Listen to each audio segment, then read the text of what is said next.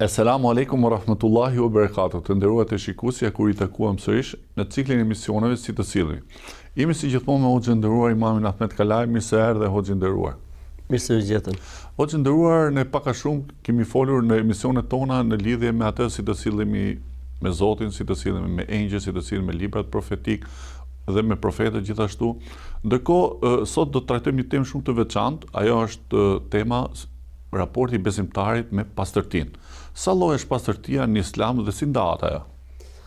Siç e thatë edhe ju, domethënë pastërtia është një moment shumë I rëndësishëm, domethënë I trajtuar nga Zoti I gjithësisë dhe nga profetët në përgjithësi dhe nga profeti I fundit Muhamedi alayhis salam.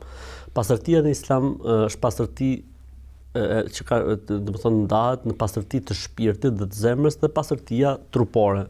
Islami, ashtu siç ka kushtuar rëndësi pastërtisë besimit, pastërtisë shpirtit, I ka kushtuar rëndësi edhe pjesës së pastërtisë trupore ose le të themi higjienës vetjake, po jo thjesht në kuptimin e thjesht të pastërtisë apo të higjienës thjesht, por në kuptimin e higjienës trupore përpara se njeriu të adhurojë Zotin e gjithësisë. Sepse ka një lidhje le të themi psikologjike, ka një lidhje shpirtërore mes të qenit të njeriut I pastër dhe mënyrës se si ai adhuron të madhin Zot. Kështu që Islami na kërkon prej nesh një zemër të pastër, siç e thotë edhe Kurani në lutjen e Ibrahimit alayhis salam, jo me la yanfa'u malun wala banun illa man Allah bi qalbin salim. Atë ditë, pra ditën kur do takojmë Zotin, nuk bën dobi asgjë prej mirësive apo prej pasurive apo prej pushtetit kësaj bote, po vetëm bën dobi zemra e cila vjen e pastër përpara Zotit, ose profeti alayhis salam tha, Zoti nuk sheh fizionominë tuaja apo çfarë keni ju në këtë botë, Zoti sheh zemrat dhe veprat tuaja. Pra të punosh për një zemër të pastër nuk është e lehtë. Për këtë arsye është le të themi një seksion I veçantë në Islam që quhet tezkiyetun nefs, pastrimi I shpirtit. Pra njeriu ka nevojë të punojë në pastrimin e shpirtit, që do të thotë zemra duhet të lidhet fort me Zotin, zemra duhet të mbushet me adhurime, zemra duhet pastrohet nga haramet, nga gjunahet apo nga smundjet e zemrës, siç është smira, siç është zilia, siç është le të themi dëshira e keqe për njerëzit, si të është urrejtja etj. Dhe duhet që njeriu të lidhet fort me emrat e Zotit, të lutet me to dhe të jetësoj dhe të marrë si shembull për çdo detaj tjetër Muhamedi sallallahu alaihi wasallam. Këto janë 5 procedura të cilat çojnë në pastrimin e zemrës. Domethënë pastrimi I zemrës nuk është diçka që bërtet njeriu me të madhe dhe thotë gjonë kam zemrën e pastër, ta dini ju sa e kam zemrën e pastër. Zemra e pastër kërkon punë, kërkon vullnet, kërkon lodhje, kërkon mund, kërkon pendim, kërkon rifreskim raportesh të vazhdueshme me Zotin e gjithësisë në mënyrë që me të vërtetë zemra të jetë e pastër, të jetë domethënë qelibar kur I thon. Pjesa tjetër që është pjesa e trupit, pra pastërtia e trupit, ne për shembull në jetën tonë personale, në jetën tonë shoqërore. Nëse ti një ditë për shembull do të ishe për shembull që të vjen një herë e keqe ose nuk je pastruar mirë, dhe do të shkosh në punë apo do të dalësh, edhe ti gjithë ditën nuk je I mirë, nuk ke qetë, do si të shpëtosh nga shoqëria, e shkosh në shtëpi të pastrohesh e të rregullosh, sepse ka të bëjë shumë me psikikën e njeriu. Domethënë njeriu duhet të jetë domethënë I pastër, që të jetë edhe një jetë I këndshëm dhe I mirë. Për këtë arsye dhe duke qenë se besimtari do të lidhet me Zotin e tij, me krijuesin e tij 5 herë në ditë, pra ajo që ne muslimanët bëjmë minimalja është 5 herë e namazit në ditë, atë kjo kërkon prej nesh vazhdimisht që të jemi korrekt me pastërtinë trupore, sepse dalësh përpara Zotit duke qenë I pastër, me parfum, I parfumosur, I rregullt, çdo gjë ti e adhuron më mirë, je më komod në adhurimin e Zotit dhe ndjeshmëria e adhurimit është shumë më e lartë se sa të jesh në namaz dhe të vjen era djersh për shembull, apo të jesh në namaz apo ke rroba të pise etj. Për këtë arsye, themi ne për shembull në Islam, prej kushteve të namazit, pra ti nuk mund të futesh namaz pa qenë vendi I pastër, pa qenë rrobat e pastërta, pa qenë trupi I pastër. Pse? Sepse domethënë ti okay mund të falësh kur nuk janë mundësitë, kur nuk janë kushtet, kur nuk ke hapësira etj, është çështje tjetër. Mirë, po në kushtet normale nuk lejohet. Pse? Sepse kjo ndikon në adhurimin e Zotit. Kjo ndikon në mënyrë se si ti reciton Kur'anin, në mënyrë se si ti e përmend Zotin, në mënyrë se si ti e ndjen Zotin. Sepse Zoti I Madh Allahu e ka krijuar njeriun ta tillë, që është ndikuar nga ambienti, nga rrethanat, nga kushtet dhe ndikohet edhe nga pastërtia. Për këtë arsye për shembull themi në Islam, kur shkohet namaz, njeriu parfumoset, për ditë xhuma duhet lahet, duhet pastrohet. Pra janë shumë gjëra që na japin atë sinjalin që njeriu sa më i pastër të jetë, aq më mirë është. Për këtë arsye le të themi për shembull ne muslimanët për shembull kur shkojmë në banjo, pastrohemi me ujë. Ndërkohë që në botën perëndimore, le të themi uji në banjë është futur vetëm se para 70 vitesh, 80 vitesh, nuk ka ekzistuar si koncept. Ndërkohë në Islam para 15 shekujsh është thënë që pastrimi duhet të jetë me ujë. Përveç se nëse nuk ka, mund bëhet me letra apo me diçka tjetër. Domethënë parsore në Islam është pastrimi me ujë. Për këtë arsye domethënë larja në Islam le të themi është për gjërave që le të themi në Islam ka shumë momente kur pëlqehet që besimtari të lahet dhe minimalja nuk duhet të jetë më pak se një herë në javë. Abdesi duhet të jetë 5 herë në ditë ose minimalja nuk duhet të prishet, pra duhet të ruhet, duhet mbahet që gjithmonë të jesh me abdes. Okej, kur nuk janë kushtet, kur nuk janë mundësit, kur ka smundje, kur ka normalisht që ka dhe trajtesa të tjera. Pra për ta mbyllur pyetjen tënde, Islami e ka ndarë pastërtinë në 2 llojesh, pastërtia e shpirtit dhe e zemrës, që konsiston në pastërtinë e besimit, në pastërtinë e zemrës nga smundjet e saj dhe në pastërtinë e trupit, që do thotë higjiena, pastërtia, era e mirë e gojës, e kështu me radhë, të gjitha këto, domethënë Islami ka sjell, le të themi atë deduksionin e vet se si duhet të jetë. Për shembull, le të themi higjiena e gojës. Higjiena e gojës në Islam nuk është vetëm të marrësh abdes. Higjiena e gojës në Islam do thotë përdorësh misvakun, ti je vazhdimisht, domethënë që ti, po higjiena e gojës ka edhe një higjenë goje tjetër që është mos flasësh fjalë që hidhrojnë Zotin, mos bësh tallje me fenë dhe me besimin, mos të injorosh të tjerët, mos tallësh njerëzit e kështu me radhë. Pra, higjiena dhe pastërtia në Islam është shumë e rëndësishme, siç kemi besimin e pastër në Zot një, duhet kemi zemrën e pastër për Zotin dhe në raport për njerëzit, dhe ashtu duhet kemi dhe trupin e pastër dhe kështu muslimani domethënë jeton i pastër, jeton me të pastërtën, me halallin dhe vdes si i pastër. Për këtë arsye mbyllet jeta e besimtarit me qefinin e bardhë.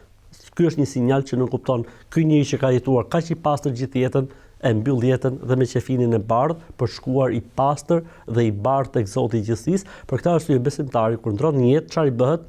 Pastrohet, rregullohet, lahet, pastrohet, mbështillet me qefinin e bardhë edhe nis udhëtimi i tij për tek Zoti i gjithësisë. Hoxhë nderuar, domethënë ajo që shikojmë edhe bukura e Islamit është që Islami erdhi në një vend të nxehtë, siç është Arabia Saudite, e cila ka shkëtir dhe ujë në të gjende shumë pak. Megjithëse uji në të gjende shumë pak, Zoti i zbriti besimtarit që ai të falet dhe të lahet 5 herë në ditë. Kjo antagoni, domethënë midis klimës së nxehtë të atij vendi plus shkëtirës të atij vendi dhe ndërkohë që besimtarit të lahet 5 herë në ditë, tregon që Islami patjetër ka një domethënie hyjnore. Por para se besimtari të shkojë në namaz, si duhet ai të marrë abdes ose si duhet falet ose si duhet pastrohet?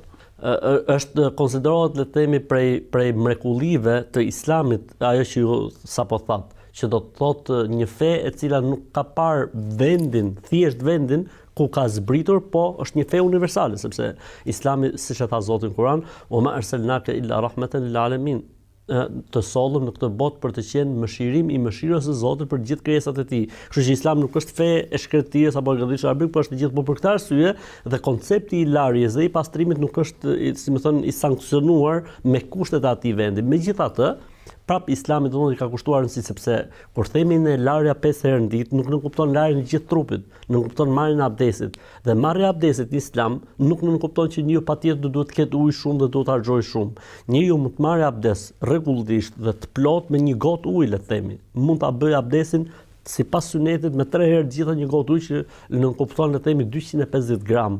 Pra nuk është ndonjë diçka e madhe dhe ndonjë argjim kushtet se çfarë. Ideja është tek sinjali. Abdesi në Islam faktikisht ka mirësi të madhe, përveç faktit që është shpërblim.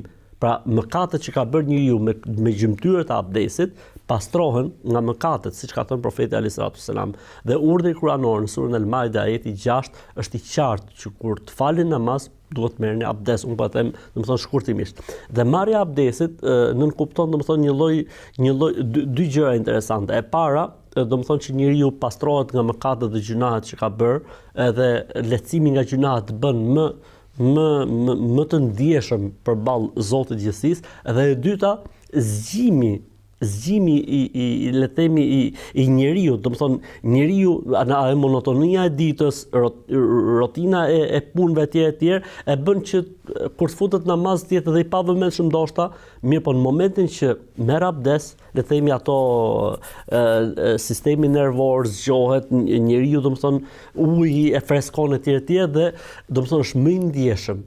Për këtë arsye dhe ne për shembull themi në Islam, ti mund të falësh me një abdes gjitha namazet. Po më e mirë është të marrësh abdes për çdo namaz. Pse? Sepse njeriu ka nevojë për atë le të themi goditjen që të jetë edhe më i ndjeshëm, ta ndjejë më shumë namazin. Për këtë arsye pra vjen edhe abdesi. Abdesi në Islam është disa llojesh. Kemi një abdes i cili është i ploti, që bëhet nga 3 herë përveç kokës dhe veshëve, dhe kemi abdes pastaj që bëhet nga 1 herë apo 2 herë, siç ka edhe transmetime të sakta.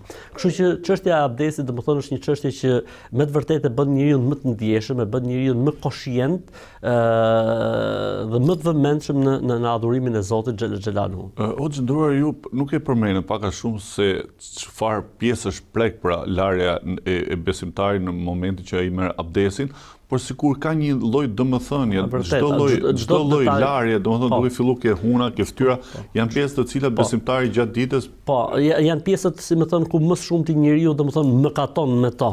Bile domethënë në momentin e parë që ne marrim abdes, themi e nisim me emrin e Zotit, themi bismillah. Kur ne themi bismillah, prej sunetit është që njeriu ta marrë ujin në dorë dhe dietarët thonë, kur njeriu e merr ujin në dorë, i jep edhe një sinjal, edhe një kontroll ujit. Pra nuk fillon abdesi direkt ke hundat dhe te goja, po e merr një herë ujin, sigurohesh edhe një herë për herë të fundit që ky është ujë i duhur apo nuk është ujë i duhur. Edhe fillon edhe i lan duart. Pastaj fillon me gojën dhe me hundët. Larja e gojës pra, sepse le të themi më shumë të mëkatet e njeriut janë me gojën e tij, po jo vetëm kaq, larja e gojës sepse goja le të themi është le të themi vendi ku njeriu më shumë ti ka nevojë për që higjiena e saj të jetë sa më e pastër për shkak të ushqimeve, për shkak të le të themi të momentit pa kujdesisë, për shkak të temperaturës që ajo ka për të zhvilluar shumë mikrobet etj dhe për këtë arsye është kushtuar rëndësi, për këtë arsye edhe larja e gojës, domethënë kur merret abdesi nuk është vetëm shpërlarje, po është edhe përdorimi i mizvakut, që është le të themi ajo brusha, është një lloj peme, le të themi arak quhet, e cila është kasten qëllimisht pra është posaçme, por mund të zëvendësohet edhe me furçën e dhëmbëve dhe me pastën e dhëmbëve siç përdoret në kohët e sotme. Vim tek pastrimi i hundës. Domethënë pastrimi i hundës domethënë është pjesë adhurimi, pra nuk është kusht që patjetër të zbulohet sekreti, por ka një sekret le të themi jetësor për momentin që është njeriu domethënë në ambientet nga më të ndryshmet, pluhurat etj dhe kjo është një lloj pastrimi edhe për hundët dhe për gjërave interesante është se në Islam thotë kur pastrohet goja duhet të shkundet mirë ujë brenda saj dhe kur pastrohet hunda, që është shumë mrekulli e bukur, thotë duhet thithur shumë përveç se nëse jeni në agjërim, sepse në agjërim mund të shkojë diçka poshtë. Një mjek thoshte hoxhi i nderuar, më fal që po ndërpres, një mjek thoshte nëse besimtari ose njerëzit do ta praktikoshin këtë lloj, atë do shpëtoheshim nga alergjitë e ndryshme që ato psojnë nga elemente të ndryshëm natyror të cilët i shkaktojnë alergji me anë të hundës. Vërtet. Vim pastaj tek pastrimi i fytyrës. Normalisht pastrimi i fytyrës, domethënë është ajo që ne me të përballemi me njerëzit dhe shumë mëkate ne mund të bëjmë nëpërmjet paraqitjes tonë, mënyrës se si reagojmë me njerëzit, mënyrës se si sillemi dhe si më thon treguesi i njeriu është fytyra e tij, për këtë arsye vjen dhe larja e fytyrës përveç pjesës higjienike le të themi që fytyra e njeriu duke qenë ambiente, duke qenë natyrë, pluhurat etj ka nevojë lëkura e tij të jetë sa më e pastër. Një maske, po e quajmë ne maske e larjes 5 herë ditë të fytyrës, ajo e shkëlqen fytyrën, i jep dritë asaj. Dhe vjen pastaj larja e duarve, normalisht domethënë deri mbas brylit dhe njeriu normalisht me duart e tij mund të ketë mëkatuar, po përveç pjesës mëkatit edhe kjo është pjesë sensorëve, që duart, syt, veshët, është pjesë sensorëve, kemi zgjim sensorësh ku njeriu reflekton dhe kthjellohet. Pastaj vim tek fërkimi i kokës edhe i veshëve, dhe normalisht ne me vesh, si mëkaton njeriu me vesh, shumë kollaj për të mëkatuar njeriu me vesh, dëgjon të keqen, bëhet pjesë e bisedave ku ka të shëtheme, përgojime etj, pra edhe veshët ka nevojë për të pastruar, por edhe pjesa le të themi e higjienës që ka nevojë veshit pastrohet kështu me radhë. Pastaj vim tek pjesa e këmbëve, ne me këmbët tona shumë herë mund të ecim aty ku nuk duhet ecim dhe mund të bëjmë pra me këmbët tona atë që nuk duhet ta bëjmë, për këtë arsye vjen edhe pastrimi i këmbëve, po jo vetëm kaq, por është edhe pjesa higjienike, le të themi pjesa më e rëndësishme ku njeriu ka nevojë le të themi ta pastrojë, mos i vjerë e keqe, po edhe sensorët, unë asnjëherë nuk duhet harroj këtë pjesën e sensorëve. Pra sensorët e nervave që janë në duart e njeriut, sensorët e nervave që janë tek këmbët e njeriut, sensorët e nervave që ndodhen tek veshët e njeriut, sensorët e nervave që ndodhen brenda syrit të njeriut, të gjitha këto lëvizen dhe fërkohen 3 herë gjatë marrjes abdesit. Tani kupton se çfarë le të themi çfarë masazhin thonjza. Po edhe zim, pra për këtë arsye njeriu që futet namaz shumë koshient për atë që po bën, shumë i ndjeshëm për atë që po bën. Dhe në fund të gjithë kësaj si mbyllet Ashhadu an la ilaha illallah wa ashhadu anna Muhammeden abduhu wa rasuluhu. Pra mbyllet me shahadet, pra ti o Zot që më pastrove edhe në le të themi në pjesën fizike të trupit tim, qofsh ti më i madhëruari, më i larti, një i vetëm pa shok, dhe Muhamedi është rob dhe i dërguari yt. Po ka edhe lutje tjera faktikisht profetike të cilat bëhen mbas abdesit, siç është për shembull lutja Allahumma ij'alni min at-tawwabin waj'alni min al-mutahhirin, ose për shembull lutja subhanakallahumma wa bihamdika ashhadu an la ilaha illa anta astaghfiruka wa atubu ilaik. Të gjitha këto janë lutje le të themi që thuhen mbas abdesit dhe për cilat ka transmetim, por për leximin e surës Inna anzalnahu fi lejletil qadr nuk ka transmetim që lexohet pas abdesit. O gjendëruar, e pyetën një biznesmen i cili ai nuk ishte besimtar në fakt, e pyeti kush është kënaqësia juaj më e madhe gjatë jetës. Megjithëse ai kishte pasuri shumë të madhe, ai tha pasuria më e madhe ime është dushi, pra larja. Ndoshta ka një lloj marrëdhënie njeriu me ujin për shkak sepse njeriu u krijua nga balta, pra nga uji dhe nga dheu, dhe në momentin që besimtari domethënë lahet, pra quhet ajo larja javore, e themi ne gusuli, atëherë kjo trupit njeriu i ndodh një lloj mrekullie po e quajmë neve, një lloj mrekullie sepse trupi që u krijua prej ujit dhe është pjesa shumica e tij prej ujit, prap krijon një marrëdhënie me ujin. Si është gusuli i Islam dhe si përcaktohet ai në larjen javore për besimtarin? A ka raste të tjera përveç ditës së xumë të cilën besimtari e merr gusulin? Atëherë gusuli ose le të themi larja e përgjithshme e trupit, ose siç përdorim në gjuhën popullore dushit, bësh dush. Në Islam faktikisht është diçka që kërkohet prej besimtarit, pra nuk është lënë me dëshirën e tij. Ka momente që besimtari obligohet, duhet patjetër që të lahet, siç është rasti për shembull. Që në momentin që hyn në Islam ai e fillon me këtë lloj larje.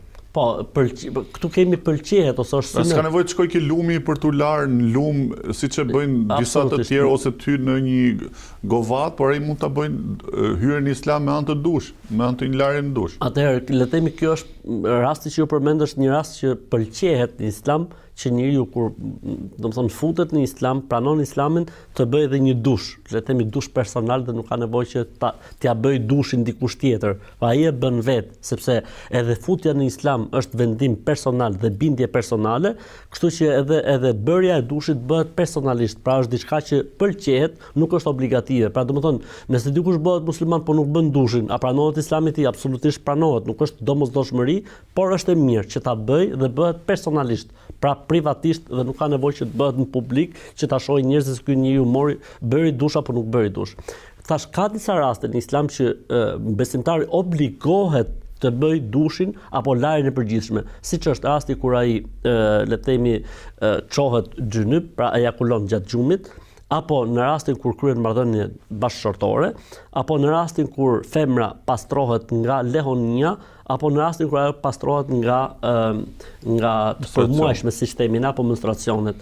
Kemi pasaj një diskutim brenda dietarëve të Islamit se për ditë xuma duhet apo nuk duhet, janë dy opinione të ditura mes dietarëve të Islamit. Po është shumë interesant fakti që ka një hadith profetik që thotë nuk duhet kaloj një javë edhe besimtari mos të ketë bërë minimalja një herë dush. Pra le të themi, si më thon, kufiri i fundit i pastrimit një besimtari në një javë është minimalja një herë. Kjo nuk do të thotë se vetëm një herë lejohet. Domethënë minimalja është një herë, pa nuk duhet të kaloj java pa bërë njeriu një pastrim, le të themi general të trupit të tij. Për arsyet që ju përmendët, që le të themi, jo për arsye, le të themi një nga urtësitë është ajo që ju përmendët pak më herët, por ka dhe gjë shumë të rëndësishme pjesa e dushit. Pjesa e dushit në Islam nuk është thjesht një dush me shampo me sapun. Lejohet përdorimi i shampos edhe i sapunit absolutisht para guslit ose mbrapa tij, mirëpo ne nuk do të harrojmë thelbin e guslit, që është adhurim, që do të thotë është më e mira të bëhet në këtë formë. Cila është më e mira formë e dushit? Kur futemi në dush, gjëja e parë që bëjmë është pastrimi i pjesëve të auretit ose pjesëve të trupit njeriu. Më pas marrim abdes, si abdesi i namazit, më pas lajm kokën 3 herë me ujë të kulluar, pra me ujë të pastër, më pas lajm pjesën e djathtë të trupit dhe pjesën e majtë dhe këmbët. Mbas kësaj mund të përdorim të gjitha elementet, le të themi, sapunit, shampove etj. Ose përpara kësaj, pra që do të thotë, ne mund të pastrohemi me shampo, me sapun etj. Në fund fare bëjmë guslin edhe dalim me abdes. Kjo është metoda më e mirë e guslit, por ka dhe një metodë minimale, për shkak kohësh, kushteve që mund të ketë njeriu, fusim ujë thot në gojë edhe në hund dhe marrim një dush të përgjithshëm, pra bëjmë një lajë të përgjithshme edhe dalim nga dushi, nga kabina e dushit dhe pastrohemi dhe konsiderohemi me gusl, pra kemi bërë gusl. Pra ajo quhet farz dhe kjo e dyta që unë e përmenda të parën, quhet sunet dhe faktikisht është më e mira që të bëhet. O që ndërruar ju paka shumë e përmerë momentet në të cilët besimtari është i detyruar për të marrë atë lajën e përgjithshme ose si e quajmë ne besimtarët, gusl. Por në momentet që ka një kusht ose ndodhe një gjendje jashtëzakonshme, po e quaj unë, ose një gjendje të cilat ai i përshtohet mundësia për të larë sepse s'ka ujë të ngrohtë ose është shumë ftohtë ose nuk ka ujë në atë moment. Atëherë, a ka ndonjë zgjidhje Islami për këtë lloj gjendje dhe si ai duhet ta zëvendësojë ujin? Normalisht Islami është një fe që për çdo lloj situate ka sjellë zgjidhje, sepse Zoti thotë në Kur'an, Zoti nuk e ngarkon njeriu jashtë mundësive të tij. Dhe në rastet kur njeriu nuk ka mundësi të bëjë, le të themi, larjen e përgjithshme të trupit, Islami sjell, le të themi, pastërtinë ose pastrimin kuptimor, me kuptimin që ne bëjmë një pastrim duke goditur dheun apo diçka të pastër mbi sipërfaqen e tokës dhe me bismillah fërkojmë fytyrën edhe fërkojmë pëllëmbët nga sipër dhe kjo quhet në Islam, kjo procedurë e ka emrin tejemum. Tejemum do të thotë pastrimin me dhe. Pra njeriu synon goditjen e dheut dhe me të fërkon fytyrën dhe me të fërkon duart e tij. Ky lloj pastrimi simbolik nënkupton që ti nuk ke nevojë as për abdes, as për gusl. Pra, kur përdorimi i ujit është i pamundur sepse nuk ekziston, ose përdorimi i ujit ka kosto të mëdha dhe njeriu s'ka mundësi ta blejë, ose është i smur, pra ndikon në shtimin e sëmundjes ose në mos realizimin e shërimit. Atëherë në të gjitha këto raste, besimtarit i lejohet që të përdori dheun si pastrues. Dheun si pastrues, por nuk nënkupton pastrimin kështu, domethënë me dhe. Pastrim simbolik. Simbolik, domethënë ti e godet dhe fërkon fytyrën, edhe duart edhe me kaq e mbyll dhe ky quhet tejemum. E bukur e hoxhë është sepse ne tham, pastërtia i besimtarit që e ka për dy komponentëve të rëndësishme, uji dhe dheu, pjesën e të cilët pra njeriu krijuar për që formon baltët. Por në trupin e njeriut, a ka gjëra të cilat njeriu duhet i pastrojë ato për një periudhë kohore ose ajo që quhet fitra, pra pastrimi i disa gjërave që quhen fitra? I dërguari Allahut sallallahu alaihi wasallam na ka mësuar se ne muslimanët duhet përveç le të themi këtyre normave të pastrimit që ne përmendëm me ujë, kemi edhe një pastrim tjetër që është pastrimi trupor ose pastrimi i natyrshëm. Pra, nuk është kusht që njeriu patjetër të jetë besimtar të kuptojë se këto gjëra duhen pastruar. Për këtë arsye quhen sunanul fitre. Pra natyrshmëria e çon njeriu drejt këtij pastrimi, që është pastrimi i qimeve të auretit, pastrimi i qimeve të nënsqetullave, shkurtimi i mustaqeve, lëshimi i mjekrës, pastrimi me ujë, le të themi në momentin që njeriu pra bën nevojat e tij personale, bërja sunet, pra ose siç themi ne, do të thonë rreth prerja, pastrimi i thonjve, pra pastrimi i thonjve të duarve dhe i duarve të këmbëve dhe pastrimi është cilësuar, pastrimi i hundës. mirë, pra gjatë abdesit, pra al-madmada wal istinshaq, dhe për gjërave interesante, domethënë është gjithashtu dhe domethënë lagja me ujë ose spërkatja me ujë e vendit të auretit kur përpara se të marrim abdes. Të gjitha këto, pra natyrisht 10 apo 11 mizvaku, po, pra shkojnë 10 ose 11 sipas transmetimeve, të gjitha këto ose pastrimi i gojës, domethënë ose higjiena e veçantë e gojës, pra jo thjesht kur marrim abdes, po gojen duhet më pas gjithmonë pastër. Të gjitha këto nënkuptojnë atë që quhet sunanul fitre. Ka një transmetim nga Enes ibn Malik radhiyallahu anhu, i cili thoshte, nuk na lejohej që të kalojnë 40 ditë. Pra pastrimi i qimeve të auretit. Pra heqja e qimeve. Po, heqja e qimeve, pastrimi i qimeve në kuptimin heqja të auretit apo të nënsqetullave, apo thojnë nuk duhet kalojnë 40 ditëshin. Lind pyetja tjetër se ku duhet i hedhim thojt, se shqiptarët e kanë fiksim këtë punë, domethënë, se thojt çfarë do bëhet me thojt. Më fal, kjo 40 ditë është si puna asaj që përmendëm pak më parë. Kufiri maksimal. Kufiri maksimal, po mund t'i bëjë edhe më shpesh. Absolutisht, domethënë ajo që është më e mirë të bëhen javë për javë. Pra javë për javë njeriu bën një pastrim trupit, po nuk duhet kaloj. Pra për këtë arsye tha Sabiu, na ndalohej që të kalojmë të 40 ditëshin, ndërsa minimalja nuk ka kufi. Minimalja nuk ka kufi. Edhe të vim tek pyetja që shqiptarët e bëjnë shumë, domethënë, çfarë të bëjmë me thojt? Ku t'i hedhim thojt? A lejohet t'i hedhim natën, ditën, në plera apo duhet t'i hedhim në qese pastaj t'i groposim? Të gjitha këto janë pralla dhe nuk ka nevojë për asgjë. Thojt konsiderohen pa pastërti dhe hidhen në plera si gjithë pa pastërtitë e tjera. Hoxhë nderuar, ju paka shumë e përmendet në fillim të emisionit që Islami solli me civilizimin e tij pastërtinë e njeriut kudo në vende publike, tek trupi, tek rrobat.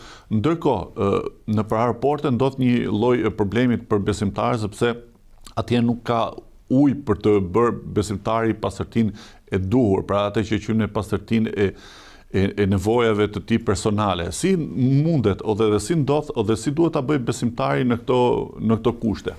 Zoti thot në Kur'an, nuk e ngarkon Allahu, pra njeriu më shumë sa ka mundësi të bëjë. Domethënë në momentin që ne jemi në aeroport ose restorant apo diçka tjetër, ne duhet pastrohemi sipas mundësive dhe kushteve që na ofron vendi. Për shembull, domethënë atje për shembull përdoret letra, përdorim letrën. Ku është e mundur përdorim ujin, pra nuk është se njeriu patjetër domethënë duhet të arrijë maksimumin ose patjetër duhet ta bëjë atje, domethënë duhet të bëjë namin e pastrimit, ndërkohë që kushtet janë të tilla, pra sipas kushteve dhe mundësive. Pra nuk të ngarkon Zoti te i mundësive, por nuk lejohet që ti, meqenëse s'ka, le të themi, kushte maksimale të pastrimit me ujë, unë po çohem se s'mund pastrohem. Pastrohu me letë, pastrohu siç janë kushtet rrethanore, nuk përbën problem. Në hadithin profetik përmendet domethënë që Allahu po i dënonte 2 njerëz për shkak të mos pastrimit të tyre. Po. Si është ky hadith dhe ç'kuptim ka? I dërguari Allahu sallallahu alaihi wasallam kaloi pranë 2 varreve dhe ju tha shokëve të tij, këta të dy, pra ishin 2 persona në 2 varre të ndryshëm. Në këto momente po dënohen dhe arsyeja sepse po dënohen është se kanë bërë mëkat të madh. Njëri prej tyre nuk pastrohej kur krynte nevojat e tij, le të themi personale, ndërsa tjetri bënte thashë theme dhe fuste, domethënë fuste luftë apo fuste njerëzit në hasmëri ose fuste urrëtie mes njerëzve, thashë theme. Pra nga këtu kuptohet që pastrimi, domethënë është diçka e rëndësishme sepse bëhet shkak që ti dënohesh në varr. Mirë, po kjo nuk do të thotë kur nuk janë kushtet. Kur nuk janë kushtet, vepro sipas mjeteve rrethanore. Allahu ta shpëlbeft Hoxh për shpjegimet e bukura. Amin edhe ty. Të nderuar të shikues, shkëputëm për pak minuta dhe ritakohemi sërish në pjesën e dytë të emisionit tonë.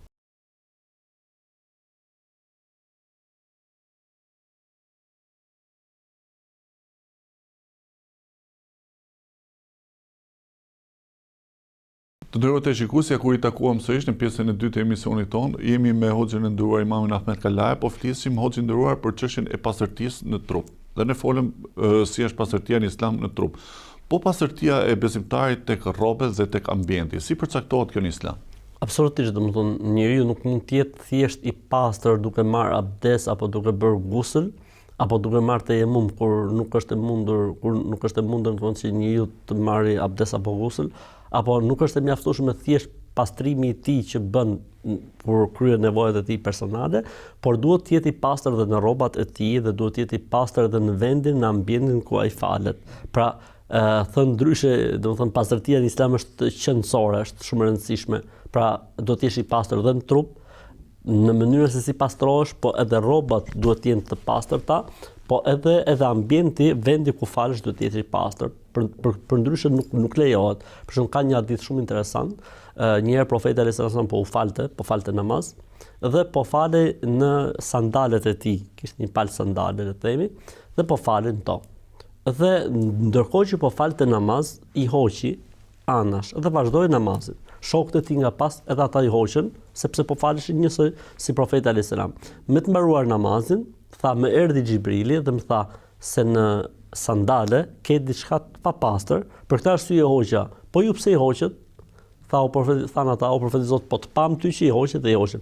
Pra ideja është domethënë, pra pastërtia është shumë e rëndësishme edhe e trupit, edhe e rrobave, po edhe e vendit kur ne falemi. Për këtë arsye domethënë duhet të jemi shumë kujdesshëm që vendi do të jetë i pastër. O xhëduar, janë dy hadithe shumë të bukura. Allahu është i bukur dhe e do të bukur dhe Allahu është i mirë dhe e do të mirën. Si ta përcaktoj besimtari që Allahu, ose si ta kuptoj besimtari më mirë në veshjen e tij, në jetën e tij, që Allahu është i bukur dhe e do të bukurën? E bukura është diçka relative që do të thotë nënkuptohet sipas vendit dhe kohës ku jeton njeriu. Çfarë është e bukur në Shqipëri, ndoshta nuk është e bukur në Spanjë apo në Norvegji apo në Amerikë apo në Arabi. Pra është diçka që lidhet me vendin edhe me kohën dhe zakonet dhe traditën ku jeton njeriu. Po kështu edhe koncepti i të mirës, pra kemi diçka të mirë që e ka përcaktuar sheriati ose feja dhe besimi ka thënë kjo është e bukur, kjo është e mirë dhe për këtë s'ka diskutim, dhe diçka tjetër që është lënë në traditën dhe kulturën e popujve, këtë pastaj janë njerëz të ata të cilët e përcaktojnë. Kështu që edhe ne si besimtar, domethënë, pavarësisht besimit që ne kemi, po duhet jemi tek më e mira dhe tek më e bukura në mënyrën se si ne sillemi në jetë, në mënyrën se si vishemi e kështu me radhë. Pra është diçka që është lënë e lirë, nuk është se ka një përcaktim fiks. Gjërat që janë përcaktuara fiks janë larja, pastrimi, vendi duhet të jetë i pastër, rrobat duhet të jenë pastërta, pastaj pjesa tjetër është lënë e lirë. Hoxha, dëruar ju e thatë bukur, domethënë larja, veshja bukur, parfumosja, ndërkohë ne gjejmë tek disa besimtarë, gjejmë që ato vishen ose i sjell pastërtia, i sjell disa vezvese atyre. To vezvese ndodh kur ato marrin abdes dhe ato mendojnë që nuk e kanë bërë abdesin tamam. Ose gjatë pastrimit. Si e zgjidh Islami këtë lloj çështje? Atëherë vezveset ose fiksimet gjatë pastrimit janë një procedurë që ndodh tek njerëzit të cilët nuk e kuptojnë mirë sensin e pastrimit dhe të pastërtisë. Pra qëllimi nga pastrimi dhe pastërtia është që njeriu të vetëdijsohet për hapin që po hedh të adhurimit. Pra abdesi vetëdijson për hapin e adhurimit. Në momentin që pastrohesh mirë në banjë, do të thotë që të vetëdijsohesh për hapet që do të hedhësh, se do të kesh takim me Zotin, do të jesh pranë besimtarëve etj. Pra ky është qëllimi kryesor. Ndërsa në momentin që njeriu fillon edhe kapet me detaje të vogla, për shembull ka njerëz që ju zgjat pastrimin në banjë i çerekore, ky nuk është normal. Ka njerëz që ju zgjat abdesi gjysore, përsërit abdesin 30 herë, se më duket sikur lash diçka, sikur kishe ngel diçka pa u pastruar, e kështu me radhë. Ky është problem. Ose njerëz për shembull që janë në banjë, problemi më i madh. I duket sikur i rrjedh diçka, ose në të vërtetë ndoshta mund të rrjedhë diçka, po ajo rrjedhje mund të jetë e vazhdueshme, ajo rrjedhje mund të jetë e përhershme, ajo rrjedhje mund të jetë shkak i ndonjë infeksioni. Në të gjitha këto raste, sheriati ka bërë tolerancë, pra feja ka bërë tolerancë. Për këtë arsye unë e përmenda pak më herët, tham spërkatja me ujë e auretit kur njeriu mbaron punë nga pastrimi në banjë. Pra, le të themi, pastrimi në banjë, mbaroi njeriu punën, pastrua, okay. Qetësohet pak, pra nuk çohet më një herë. Ekstremi që mund bësh të çohet një herë në këmbë, të të ulet sërish dhe të bëj këtë pastrimin e dytë dhe mbas kësaj më nuk ka nevojë. Edhe sikur me të vërtet thon dietarët e Islamit, sikur me të vërtet del diçka prej tij. Pse? Sepse është normale që të ketë diçka që është e natyrshme. Për këtë arsye, për të mbyll rrugën çdo vezvesje ose fiksimi, çfarë bëhet? Merret një grusht ujë dhe goditet me të mbathjet, që do të thotë në këtë moment edhe nëse ndodh diçka, ti nuk ke më hapësirë për të pas iluzione apo fiksime, dhe çohesh dhe merr abdes. Vim tek abdesi. Në momentin që ti merr abdesin e zakonshëm me një herë apo dy herë apo tre herë dhe mbarove punë, theshë do la la la, çdo dyshim që ti mund vi më mbrapa duhet lënë pas, sepse ka një rregull të bukur në Islam që thotë, çdo dyshim që vjen pas adhurimit neglizhohet dhe çdo dyshim që vjen gjatë adhurimit korrigjohet. Në këtë rast ti e ke marr abdesin, nuk ke pse të dyshosh më duket sikur nuk lava veshët, më duket sikur këtë pjesën mbrapa veshit nuk e lava mirë, më duket sikur këtu nuk shkoj. Të gjitha këto janë prej djallit, të gjitha këto janë prej shejtanit. Jo se kanë pastruar këmbë dhe kanë frikë se nuk është pastruar mirë. Mbaroj, përderisa ka mbaruar abdes, do të thotë se ka mbaruar gjithçka. Pra ju thash shumë bukur rregullin e yakin la yazulu bishak. Pra siguria nuk zbret për shkak ose nuk eliminon për shkak të dyshimit. Një besimtar është namaz dhe aty ndodh që i vjen një vezves.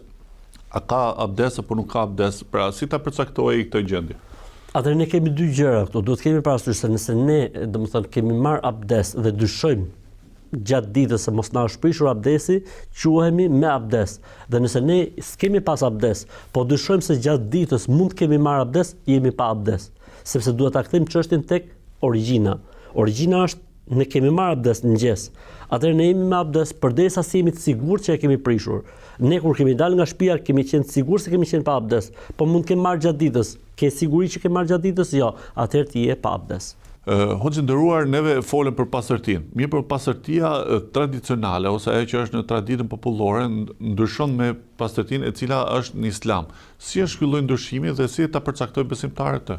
Atëherë pa pastërti në Islam konsiderohet ajo që del nga trupi i njeriut prej dy llojeve të jashtëqitjeve dhe ajo që del nga kafshët të cilat nuk i hahet mishi. Konsiderohet pa pastërti për të cilat njeriu patjetër duhet pastrohet. Ndërsa papastërtia le të themi në kuptimin ton popullor, që siç është balta, siç është vaji i makinës, siç është boja etj, faktikisht kjo nuk konsiderohet papastërti që ty të obligon patjetër ta pastrosh që të falesh. Pra ti mund të falesh me vaj makinën në trup, ti mund të falesh le të themi me bojë pasi ke lyer, ti mund të falesh edhe pse ke baltë në pantallona apo në trup. Kjo nuk konsiderohet papastërti që obligohet besimtari ta pastrojë. Pavarësisht se është mirë ta pastrojë, është etike ta pastrojë. Ndërsa ajo që konsiderohet papastërti që patjetër duhet pastruar është jashtëqitja e njeriu, pra e holla ose e trasha, dhe ajo që domethënë jashtëqitja e kafshëve të cilave nuk i hahet mishi. Allahu të shpëlbeftosin. Amin edhe ju. Të nderuar besimtarë, ishim me Hoxhën Ahmed Kalaja, ritakojmë sërish në emisionin e ardhshëm. Selamu alejkum wa rahmetullahi wa barakatuh.